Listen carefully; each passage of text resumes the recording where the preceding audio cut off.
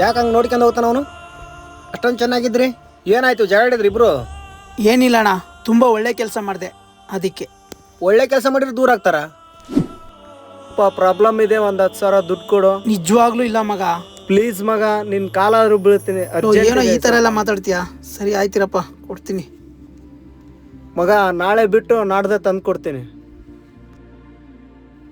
Low ಮಗ, ಎಲ್ಲೋ 2 ದಿವಸದಲ್ಲಿ ಕೊಡ್ತೀನಿ ಅಂದ್ಬಿಟ್ಟು ಇಷ್ಟು ದಿನ ಆಗೋಯ್ತಲ್ಲ. ಕೊಡ್ತೀನಿರು, ಅದು ಎಷ್ಟು ಸರಿ ಕಾಲ್ ಮಾಡ್ತೀಯಾ? ಅದಕ್ಕೆ ಅಪ್ಪ, ಫ್ರೆಂಡ್ಸ್ ಹತ್ರ ಸಾಲನೇ ಮಾಡಬಾರ್ದು. ಸುಮ್ಮನೆ ಫೋನ್ ಮಾಡಿ ಟಾರ್ಚರ್ ಕೊಡ್ತಾರೆ.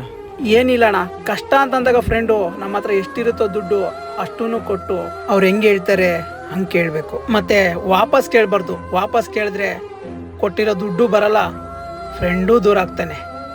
ಸಹಾಯ ಮಾಡಬೇಕು, ಋಣ ಇರೋರಿಗೆ, ನಿಯತ್ತಿಲ್ದಿರೋರ್ಗಲ್ಲ.